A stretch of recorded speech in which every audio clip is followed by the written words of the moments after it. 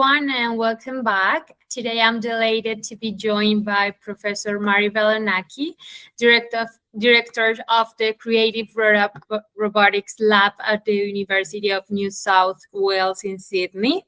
And I actually had the pleasure of meeting Mari during the Chicago AI Week, where she participated in the Women Leaders Tech panel and later gave over on one of the event's closing talks. So thank you, Mari, for joining us. And I would love to you introduce yourself first before we start. Yes, thank you so much, Melanny, for the invitation. Great to be here.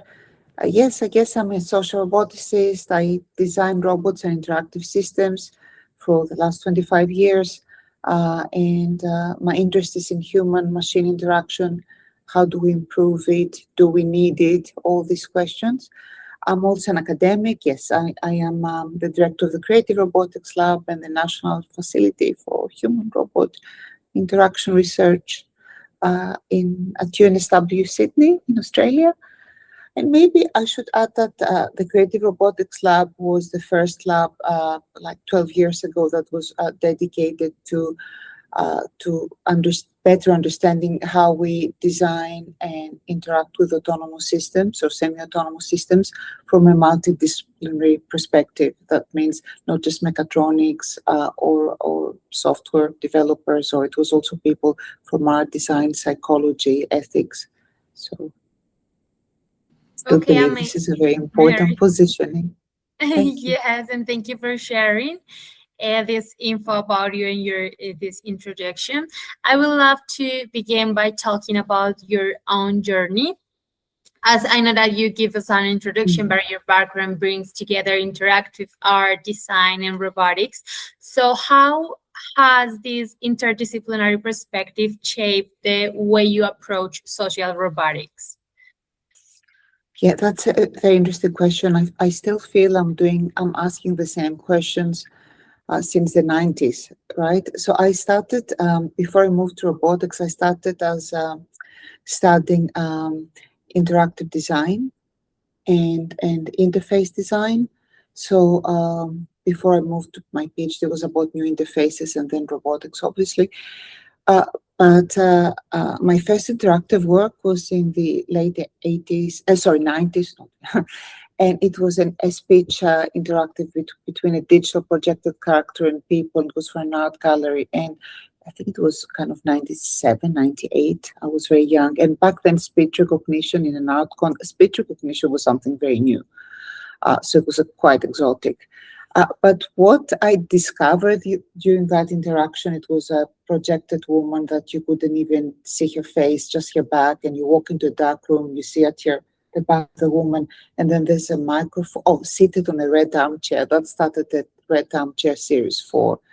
So then you sit in an identical armchair, and the command words that you can back then try to talk to her.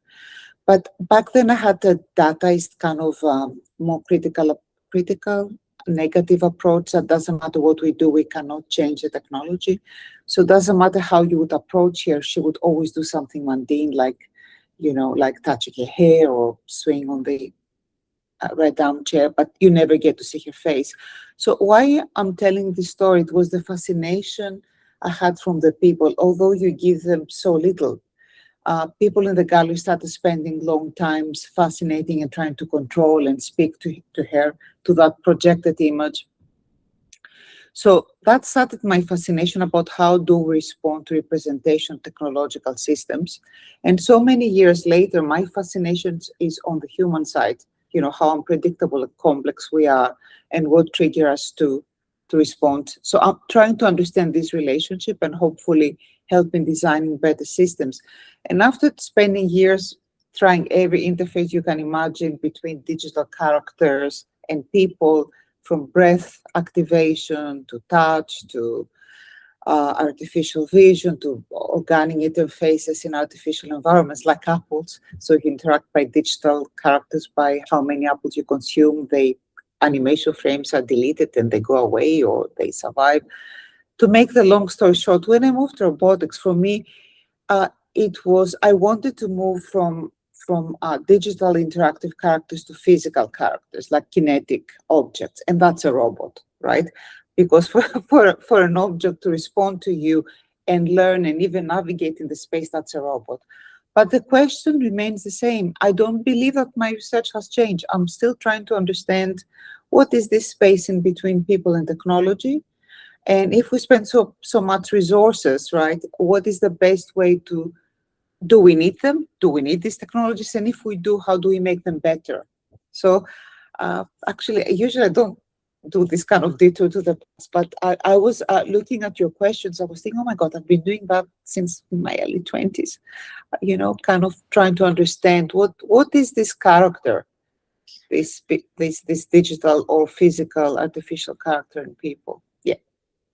And it's amazing because your work reminds us that technology is also about people, emotion, experience, and you've been working in this space for a lot of time ago.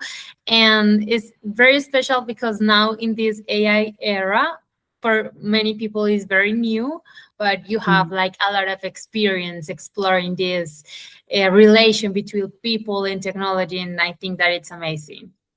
Oh, thank you. Also, social robotics, and what do we mean by social robotics? It's now embodied AI, I guess.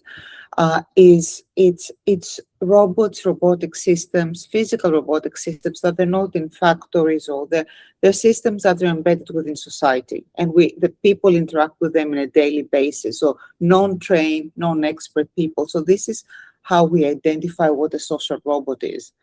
And I think, talking back to, other than my anecdotal stories about my past, talking about multidisciplinarity, I think in the area of, if you design systems that are going to be technological systems embedded within the societal fabric, having different perspectives in how, design, ethics, psychology, AI, mechatronics, behavioral design, art influences, it's not complementary, it's essential, right? Because we're talking about, we are complex and we're talking about society. So I think, especially in social robotics, this kind of combination, having different disciplines, not afterwards, after you create a system, to comment, but to give feedback and co-design, co-develop, I think is so important.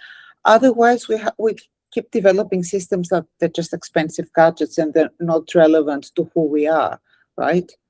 And how do we use them long term? We're not talking of, do we get bored? How do they learn? Are they relevant for us? Yeah.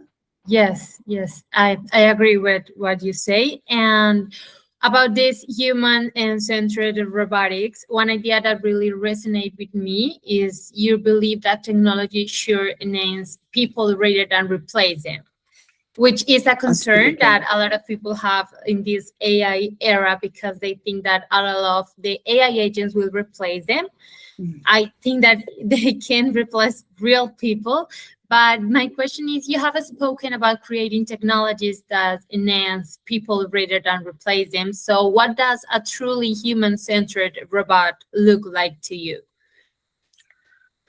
To me, it's not only what it looks like, if I use the look double quotation, aesthetically or physically, that's a very important conversation too. But I would like to start its function, what it does. Okay. And to me, something that we still, I think, we haven't been very critical as society, as researchers, is we have to design and create robots. A successful robot is, first of all, is what is the situational context that this system should operate. Okay. So understanding the environment, and by saying the environment, not only is it a museum, is it a nursing home, is it my house because I'm 85 years old, I want to stay home longer alone, I don't want to go to a nursing home, I need a bit of help. So what is the environment? Designing for the environment, and most importantly for people occupying this environment, right? And the social identity, because social identity is people and environment. Understanding the needs. So to me, a good robot, it's a robot that assists us to enhance our humanity, It doesn't remind us of our disabilities, but help us have more abilities. It doesn't replace our friends, our family, the social, but it becomes like a conversation starter at different parts of between what's happening with life, with society. It learns and, may I say, evolves with us, because as people, from the day we're born, and I say that also I'm in the UNSW Aging Futures Institute. So aging is from birth to death. So who I am today, who I was like 2 years ago, I had the major surgery. I couldn't move for a few months. My physical and mental and emotional needs were very different to who I am today. And next week, or maybe next year, or in 10 years, if I'm alive and kicking, they will be different again. So to me, a good system is a system that learns, that is personalizable to me, to you, and other than learn from me to make me kind of like also understands what do I need support. And also it's important to not trying to replace other relationships. It's like it could be I'm thinking like a puzzle that every part, every piece has a function, okay? And that function is from technical to emotional to functional. So it has to have all these things. And it's that, how do we feel with these systems, right? And something that is great, for example, I'll give you an example in learning and rehabilitation.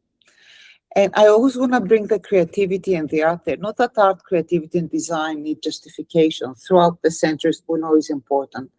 But when I started the Creative Robotics Lab, the word creative, it wasn't because we did a lot of work with museums, and I'm so grateful in 13 countries around the world, because our systems could engage and be exposed to people from the street coming to a museum. But back to creativity, and without, I have to use like a Da Vinci model, that creativity is not only we love art, we love our museums, we love galleries, but what about I have this walking frame or a rehabilitation device that I have to use in my home? Why that doesn't have to be designed with creative properties? Why it doesn't enhance what I have to do to get better at something with something that it's playful? Because I'm 70, why I have to stop playing? Why it doesn't give me more elements to personalize it? Why, and my back to your question is like a different stage of our life. If we use technological system, back to what is a successful robot, social robot is, I want to expand my life space. I want to be able to be in more spaces. I want to feel entitled in my as a 90-year-old, or as a wheelchair user, or as some of my senses are failing me a little bit, like my hearing or my vision. I want technologies that they don't remind me of my disabilities, but they create special abilities for me, and spaces designed that we can all be, socially accepted. And not only socially accepted, feel ownership of different social space. So, from how we can get out of the house with technologies that can support us. So I think it's a much bigger conversation, but so to me, it's really what that system makes me feel and what enables me to do and how it learns. Now, back to aesthetics, because that's also very important, right? How does a robot look? Yes. Does it have to look like a human, like a dog? Like something that is completely abstract? And I would say it depends on what you want it for, what you need it for. So I still don't feel that we have the robots that we deserve as society, but hopefully these robots will come, and they will come by not because of Melanny and Mari, but because we will hopefully have a society that asks questions and is involved and is critical. And we have industry working with academia, with government, with society, with more open testing and evaluation to create systems that they can look different. And they're whimsical, but also they're functional and based on ethical principles. And anthropocentric, right? Anthropocentric, it can be a very dirty word, especially when it comes to environment, what we do with Earth. But I think when it comes to to maybe I should say human-centric, not to confuse people that they need to look like humans. No, they can, even the design, I think we should be more creative to how a robot should look.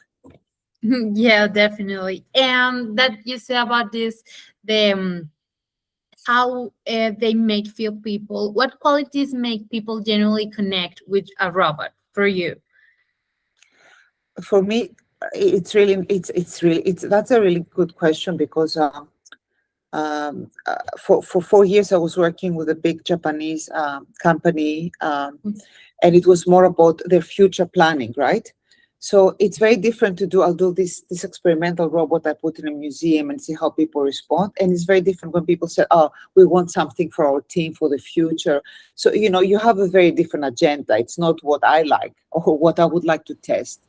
So Okay. talking to these kind of researchers, incredible group of people about the future, extremely bright technologists, but also innovators, if they had the robot to share the floor with them. And some of the qualities that they all responded was also a robot that can show signs of vulnerability, right? So to me, that was really interesting, that why technology also needs to be some sort of, to show that can be vulnerable. So when we had the question about the system fails, how do you communicate failure? If it fails and just fails, stops working, every system fails. We fail as human, we get sick. Systems fails, it's Yeah, all the matter, time. right? Everything Yeah. ages, materiality, components, all the time. So they said, if they stop working and just, it's like, oh, stupid robot, that's bad technology. But if the communication is, oh, I'm not feeling well, I think I need to stop, that kind of affected.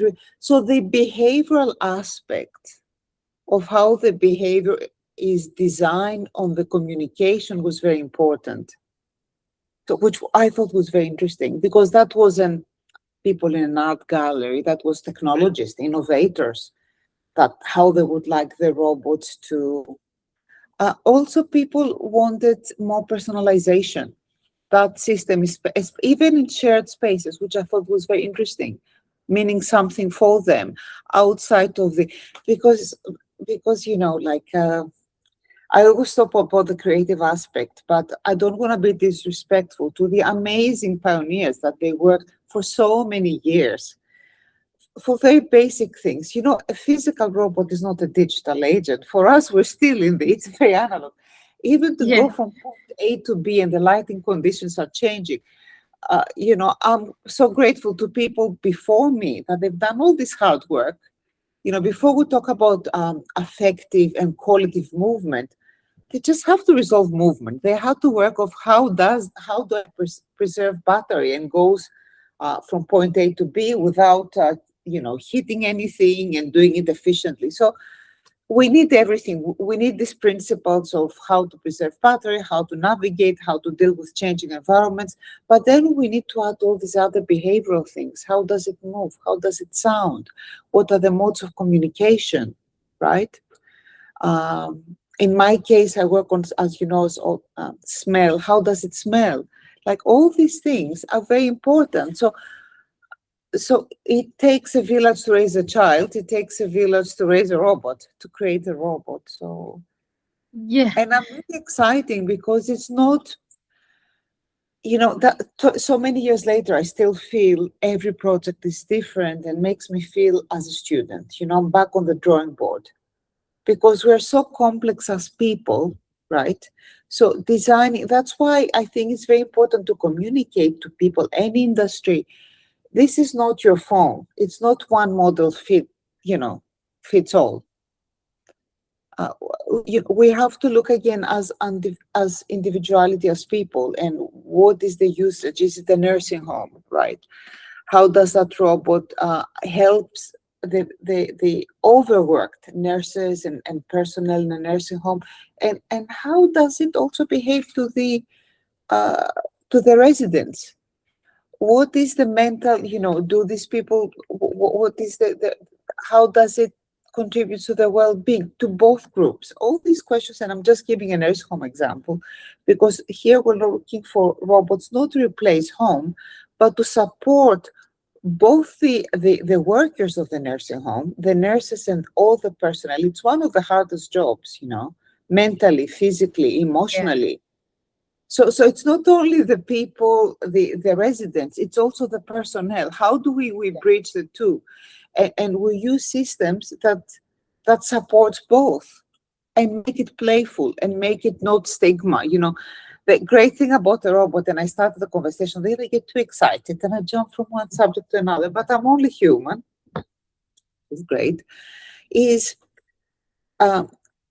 you know, my memory fails and I started to ask you all the time about something. Especially a good example is like the beginning offset of Alzheimer's, when people still, it's the first day, they know something is not quite right. So they're aware that they might be forgetful. And I keep asking, Melanny, when my mom is going to visit me next, and then anxiety builds up and stress. Because I'm not sure if I have asked you 10,000 times today, 10 times, or if I haven't asked at all. But I want to say when my mom is coming, when my daughter is coming to visit, when my friends are coming. So I have this, what's great about like something like robotic technology, robots don't judge. And you don't have the same social stigma. So you can ask them 10,000 times, or you can, by learning something, by learning a new skill, you can try that or rehabilitate your hand. It doesn't matter how many times you do it wrong. There's no judgment and could be encouragement, because even with the best person who's there to encourage you, even with my mom, and I said my mom passed away, but I was looking, my mom had Alzheimer's and I was the sole carer for 3 years before she had to go to a nursing home. And I know how hard it is. Doesn't matter how much you love someone. On the 20th time, to say, oh, mom, you know, asking you the same question, right? But the robot doesn't get tired, and you know, it's not, you know, it's not going to judge you. So there's so many things that we can use technology and embody, because there's something about embodiment. There's something about the materiality that is different to a virtual agent, which also is very important. I'm not against, you know, digital agents, but there's something about something that comes to you, especially if we work on materiality. How does it feel? How does it smell? How does it move? That can create an experience. And I think that is very interesting what you mentioned, because my grandmother has Alzheimer's too. And it's real what you say, that they ask the same things over and over again. And for you love a lot of your family, right? But sometimes you're a person too, so you get tired. You want to like being in another place, because it's very exhausting. So it's amazing what you say about the robots.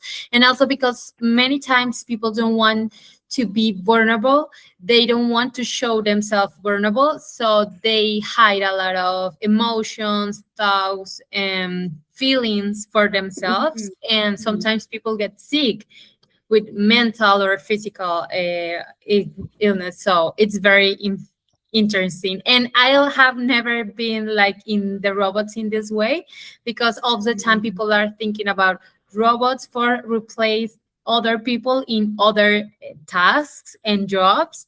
And this perspective changed everything, because it's robots like a support for people. And it should be support.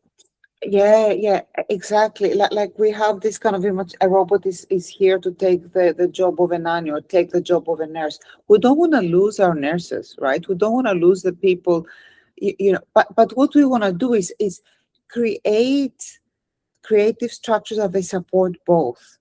And take, for example, another, you know, most, if you know, like in hospitals, if you talk to nurses, not only nursing homes, like how we lift people, doesn't matter how there are different ways that there are assistive technologies, how to lift people from bed to a stretcher or to move them to. Still, our nurses have, in any country, right, back pain, and they destroy their backs, because doesn't matter what we have. So something I saw in Japan is not fully, it was years ago, it wasn't fully integrated in yet, but it was almost like a cartoon character, very appropriate from Japan. People loved it, in a hospital that lifts the patient, but the nurse is there. So the nurse is there talking to the patient. And the human nurse is very important, because it doesn't matter how great you are as a person, how much you want to help. If you have to move Mrs. Smith's body, you don't have the, first of all, you're out of breath. Then you have Yeah. it's very, the cognitive load skyrockets, because a body that cannot you know, it's not very, it's like almost like a dead weight. So it's very, so you have to make sure that this person, you don't harm this person while you transfer it from the bed to, you know, to a carrier, to a wheelchair, to, even with all the holes and all the things they have, it's still quite strenuous. So I cannot do the human things I'm good at, not me. And talking to Mrs. Smith, it's going to be okay. Now we're going to see your doctor. Now we're going for surgery. So having a robot do the heavy lifting, the human is there by the side to hold your hand and talk to you, have the eye contact. And having a robot that doesn't look as a scary monster, but can be a bit more playful, especially in a hospital environment. Think of kids going to surgery, or at any age. It could be a great, you know, assist the person, preserves their lower back, but also the nurse does what they, you know, offers this kind of human connection. So this kind of more Yes. symbiotic and multiplayer relationship is the one that I'm personally interested in, not relationship of replacement. And Melanny, what you said about, you know, sometimes because we feel vulnerable, that, and we don't, that stops us from partake, uh, um, you know, play, or, you know, kind of connect with other people, or being part of a group, because we feel that vulnerability. So having a supportive mechanism doesn't actually, does the opposite. I believe, instead of excluding us, it helps us more confidence to go back. And you know, sometimes the best thing about some robots, they're called robots for psychological enrichment. And it's really, some could be like the Power robot is a fluffy seal that responds. And talking to people, Power has been in operation for more than 10 years. And this is just one of the robots. There are many, this kind of pet robot. But in nursing homes, if you talk to people, what was great about Paro, it wasn't that Paro wiggles and feels soft, and, you know, people like to hold it, especially people with Alzheimer's. It became a conversation starter, and then they discover any moving toy can become a conversation starter. So by having something fluffy and fun on a table that does things, you see more wheelchairs approaching that table. It's not the bingo that they cannot play anymore. It's something that they look and smile. So for me, if a robot can be an activation for a conversation started to bring people together, that's a good thing. So how do we design and create robots that enhance our humanity and increase our social partake? That's the question, right? Yes. Yes, I was that you mentioned this, like the support, and everything. I want to say before we jump in the next questions and the answers, that something that I observe in people is that they use ChatGPT for emotional support. So they do questions to ChatGPT, and they tell, like, I'm living this situation and I'm so frustrated and everything. So what you mentioned about the support, like, yes, you need like this human connection, but also people want to, they are trusting in the AI. So if they will have like a robot with this feeling relation, and the robot who understands the person, they will be like feeling more supporting for this tool, if we can call it in Yeah. that way. Yeah. Yeah.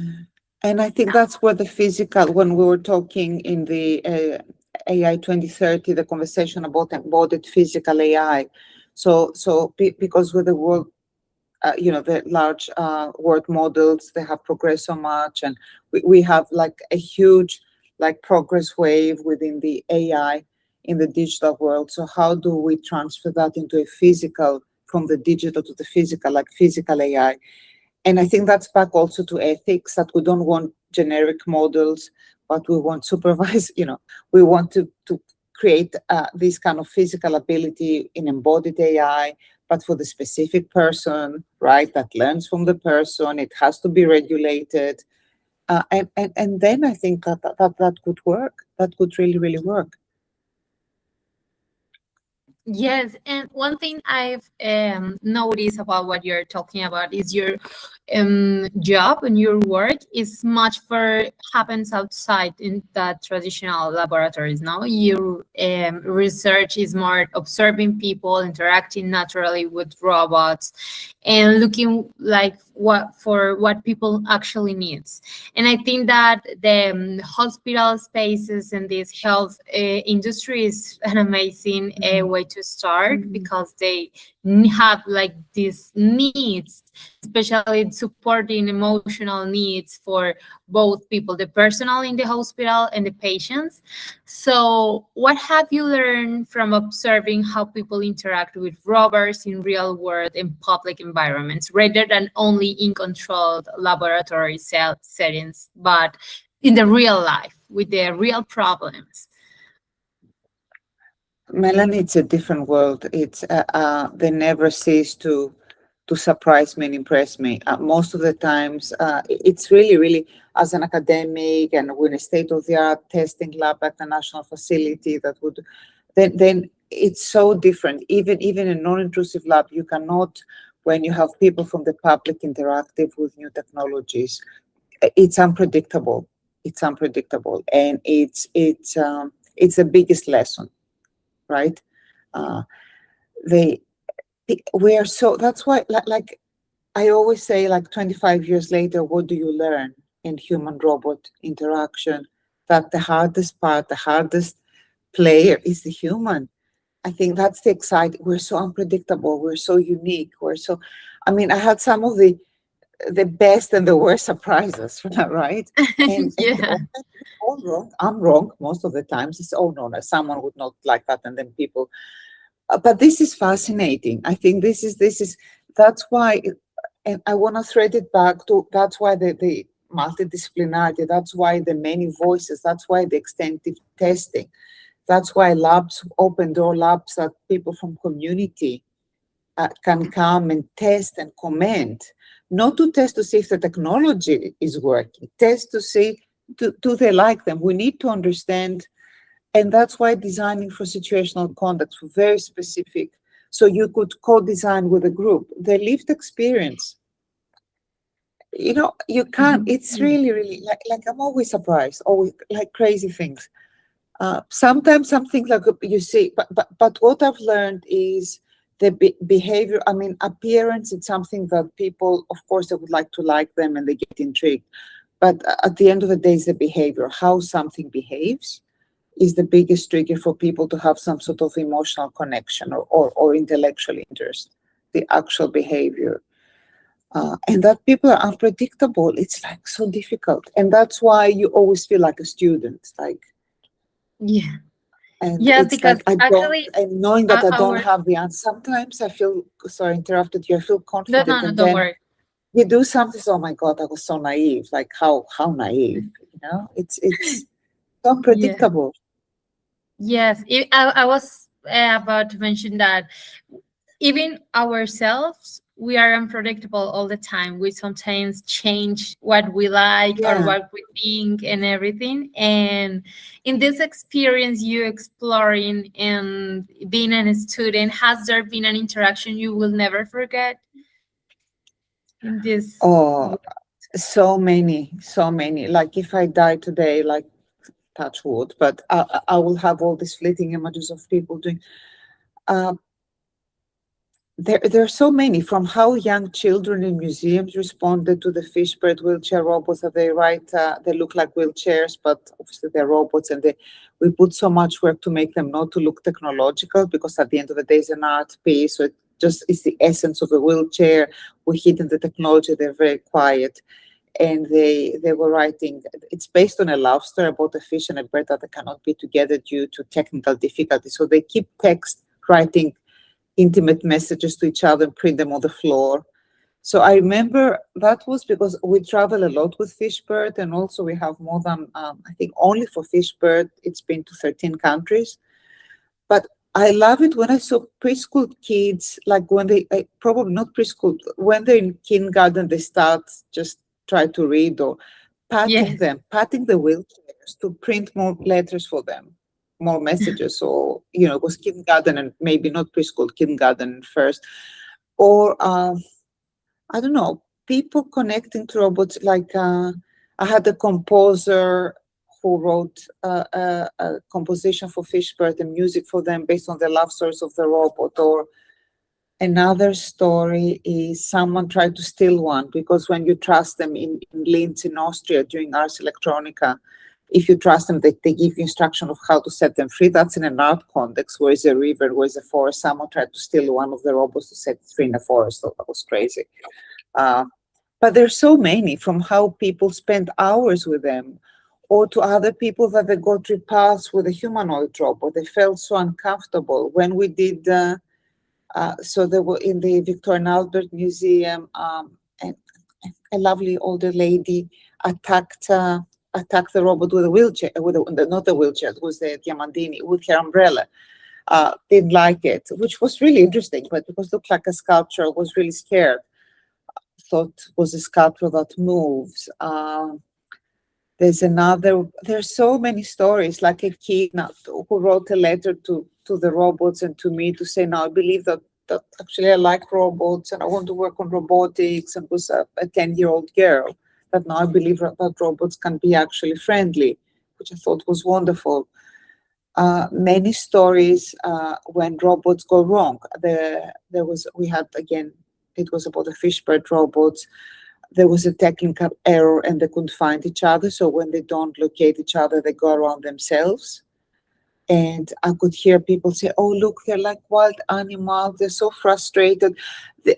We always project into robots more than what they can do. So that's another thing I've learned. Goes to the corner, oh, it's like a hurt animal, goes to the corner and it's lost. We tend to connect the dots and create our own stories. That I thought was very interesting, at least in the exhibition space. Another thing is we did the first comparison to Hiroshi Ishiguro's first Geminoid robot, the one that looks like a human. It was a replica, but so we were interested to see how a robot that looks like a person, how people respond to it in Sydney and Tokyo. So we did an experiment in Sydney and experiment in Tokyo to see would people trust this robot. So I always say, you can tell from how talkative I am and thinking loud. Oh, I will never be accepted in Australia. They will never, trust a robot that looks so much like a human. Yeah. So, and I used to, and I never stop. So it was really interesting that the results in first cross-cultural, I guess, between these two countries experiment show that people trusted the robot, the Geminoid, the female version of this Geminoid more in Tokyo. So they trusted the technology more. But they like it more. They trusted it less, but like it more in Sydney. So here you go. Everything I said, and it was actually quite diverse, from 18 to 78-year-old participants. So you never know. That's why I said it's like it depends on the group. So what I like and what I think, unfortunately, so far, it's usually relevant. So you learn from what the people perceive. So I have many stories of excitement, repulsion, dislike, people that they create their own narratives. So I love it. Yeah. Yeah, Many. real life behavior is often very different from what we expect in theory all the time. So, and I know that you have a lot of stories about what you mentioned. I think that is fascinating because it's exploring the world and being a student. I love that expression. I want to ask you, because one area where social robotics has enormous potential is improving people's quality of life, right? So social robots have significant potential in areas such as care, aging, disabilities, and inclusion, and where you believe they can create most meaningful impact. I think to me, disability, aging, aging care, yeah. And disability and care it's complex because it's care, as I said, as a link between personnel of an institution, if we're an institution, and people, but also being able to stay home longer. I think this is very important. That's also a personal wish, that we stay in our homes, independent living longer. So I think that would be a big one. And again, like assistive technologies, like a walking frame. We already have like robotic walking frames that they help people to get out of the house or around the house, but also with better navigation, with better, if you get, so there's a lot of things, how the design becomes better, how they adjust, because a person also who's using that's an example, a walking frame, it's not, even the way that person walks, it changes within a year because the body changes. So kind of adjustments and again, make it fun, make them feel safe, have a communication that it doesn't feel like I'm broadcasting live, oh, you did this wrong, the wrong turn, or the shop is, there's a lot of things we need to learn for the interface.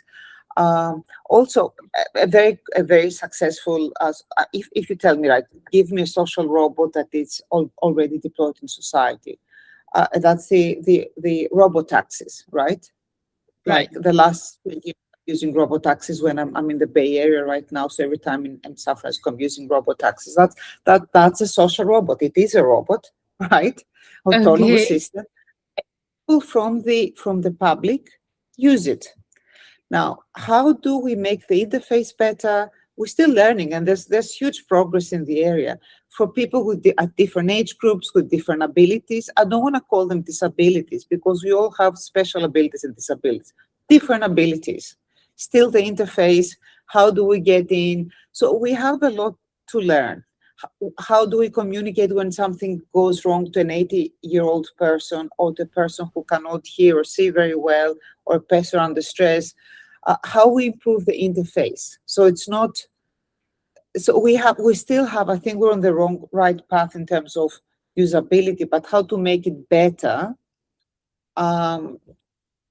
It's still, I think we need to invest more on the interface. So I think it's going to be transportation and the interface between people and that kind of autonomous transportation, from future buses to cars.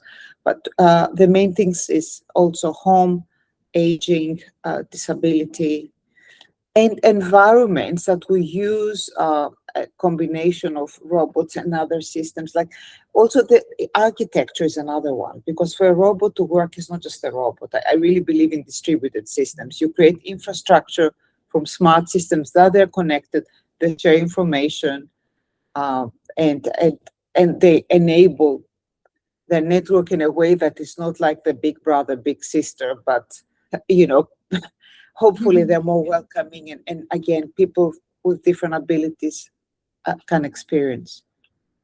Okay. I would like to talk about one topic that you mentioned in the beginning of the interview, that was ethics and trust.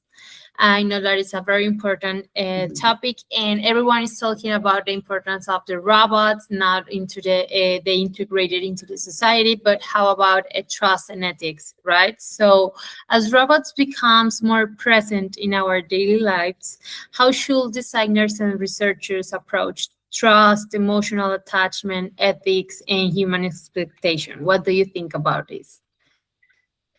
This extremely important, and it's a multi-layered question. From the point of design, when we design something, that's why also back to multidisciplinarity. That's why the psychologist and the ethicist and the sociologist, together with the designer, mechatronic designer, behavior designer, should be there from the beginning, right? How does this, like for me, the behavior, how do people learn? And again, having a sociologist, a psychologist, an ethicist, a designer together. It's not how, it's again, this is a robot for a nursing home, this is a robot for home that is learned from this person. It's very specific things when you create these behaviors, because also AI learns like a tree. you create the roots and then it grows. So how do we plant the roots? What kind of seeds do we put in the ground? Makes a big difference. Okay, but this is from a research and development point. What happens with data? Who shares that data? That comes back to government, right? And government is really important, from our local council to the, to regulate the industry. Because from a research point of view, even if you get a contract with industry, at the end of a contract, how this will be used, it needs, so everyone is involved. And our society to ask for this kind of regulations is extremely important. Because sometimes I don't know if I design something after it leaves my lab, if I have a contract. We want to hope that it's used. And obviously because of, there's things I cannot share due to contractual obligations to, but I feel like I don't have, after I can design something with the best possible way, but what happens with the data? Who gets the data of that person, or it's something that it doesn't. I have a saying. I don't have a saying as a researcher. I have a saying as a citizen. I have a saying as a citizen of the world. Doesn't matter where, as a person who votes, as a person who wants to involve the local government, as a person who wants to involve with industry. So again, back to academia, industry, government, society. We all have a saying, and how we shape our future is something we have to be very vocal about, right? So is it going to be a nightmare or a better future? I don't have an answer, but I want to hope, and I'm hoping that if we all work together, then we have the technologies we deserve. And the same with AI. It's not only robots. Robots will not be embodied AI. It's about everything, from insurance companies to talking about our vulnerabilities, to what happens with legal claims when you have an accident, to, I don't know, it's a lot, to what happens to my personal data. Because you're talking about systems, we're talking about vulnerabilities. You're mentioning people ask an AI agent online about their, I'm suicidal.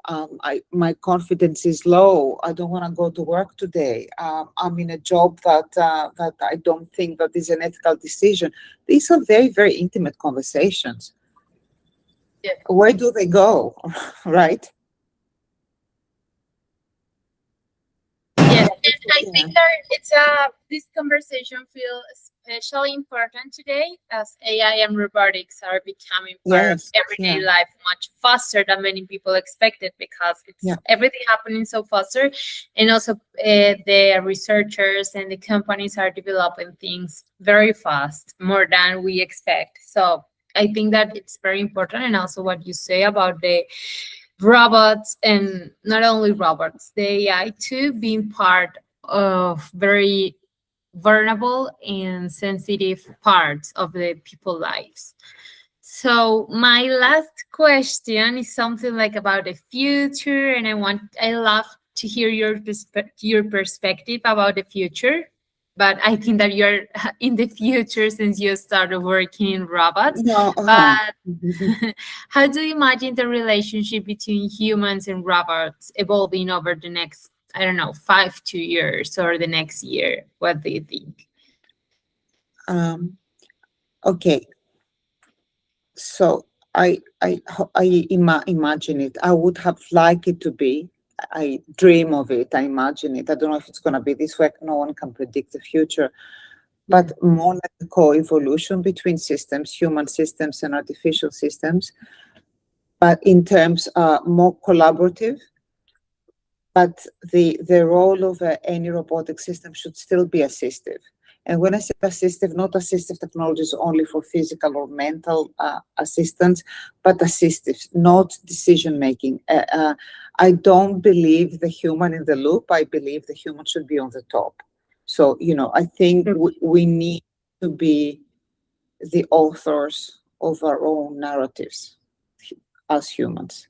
So I believe that I would like to see a future that I could achieve more, I could feel more independent, or achieve less, but achieve the things I want to achieve. I don't want to put it as doing more, but more qualitative everyday life for people with different abilities.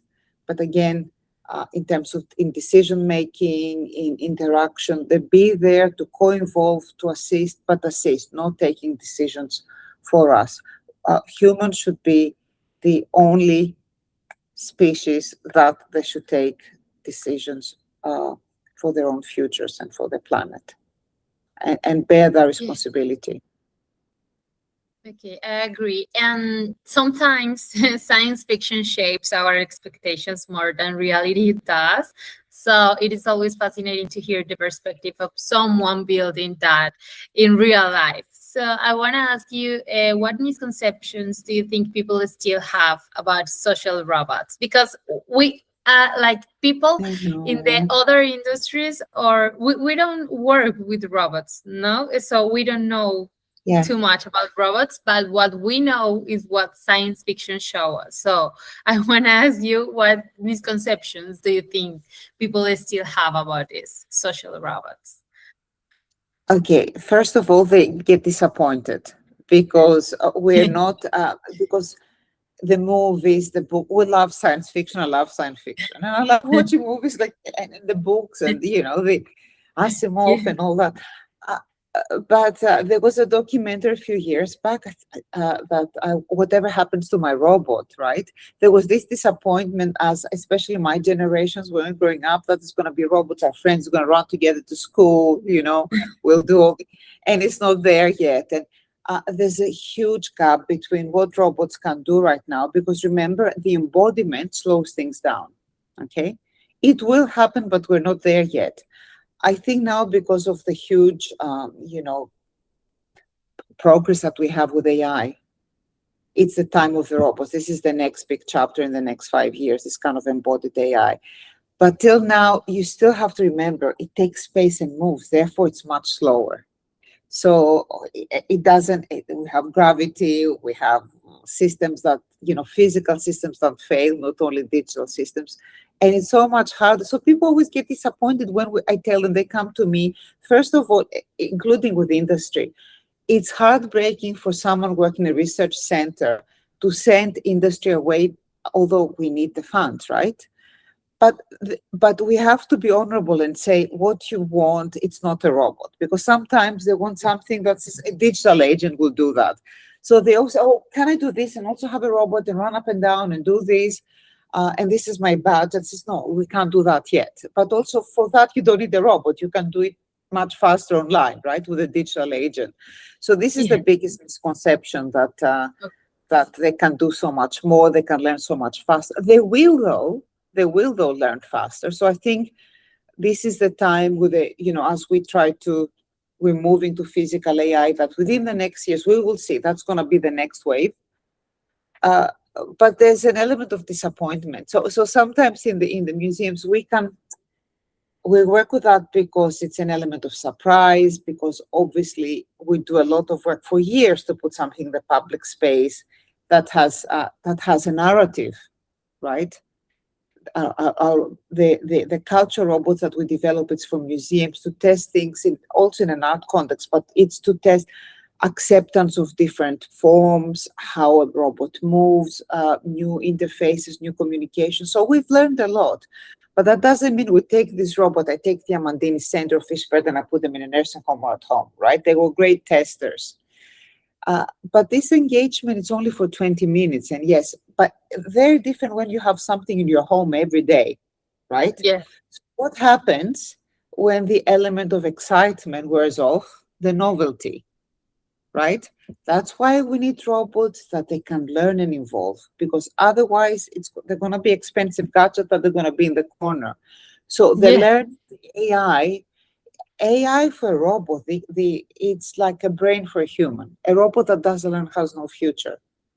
It's different to be an interesting kinetic sculpture for display that you interact for it for an hour or less, or you visit few times, and it's different to be next to you in your workspace. Other than being efficient, they also need to be interesting, and they need to be able to learn and adapt, because Yeah, a social environment is a very active environment. It's an ever-changing environment. all Every the time. environment, right? Yeah. Yes. Yeah. Yes. But Okay. it's, I always see with also, so, they get excited, especially when they come to the national facility when we develop new things. For, oh, so cannot do this yet. Okay, I thought they would, because no, I can't. So it doesn't learn that about.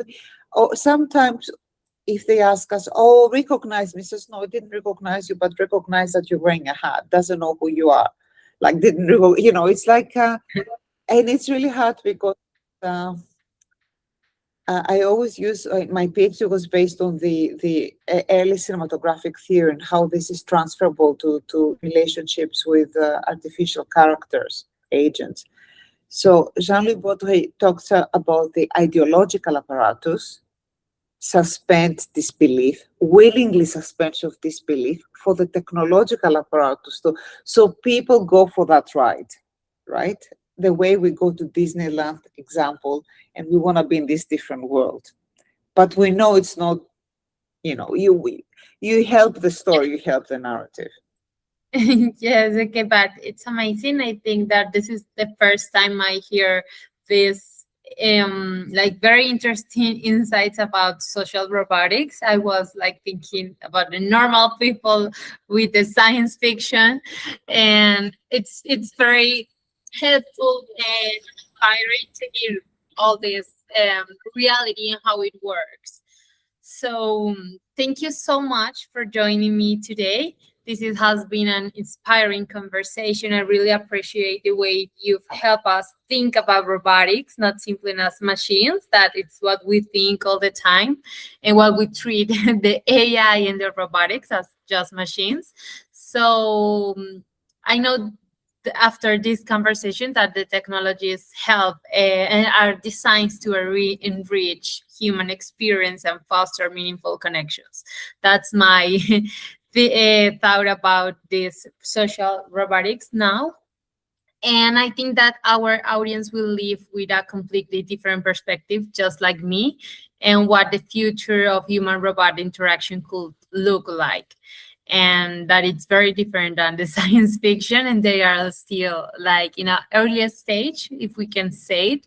Yeah. So thank you again for sharing your work. It's very inspiring. And as I mentioned at the beginning of the interview, it's very inspiring seeing you like a leader in this space, because you start working in this industry many years ago. So it's very inspiring. Melanny, I want to say thank you. Thank you for the invitation. Thank you for the interesting questions. You could tell how much I enjoy this. I couldn't stop talking. But also thank you for I want to say platforms like yours are really important for us, because if we don't communicate with society, with people, what we do, where we stand, where we think, we're irrelevant, so thank you for giving us a voice. Every podcast, every journalist, that they gives us a space to talk. Doesn't matter if people agree or disagree. Without that voice, without any bridge to society, to people, to viewers, to users, if I stay in the lab, I'm irrelevant, right? So we want to design together, and we all have a saying to our future. Thank you. Thank you, now, and I'd be more than happy to be in your platform. So if in other initiatives that we have, I will reach out to you to participate. I would more than happy to start talking about social robots again, because I just figured out that it's a topic that I will love. So I will invite you to test new projects and give us yes, feedback. I would be more than happy. I didn't know that this was so fascinating. Now I'm really interested about how it works and how the world will evolve with this social robots. So thank you so much, Mary. I hope we can I don't know, being in the same space again sometime in Chicago, in other spaces. So I will try Yes. to attend every robotic event that Yes. I see. So thank you so much.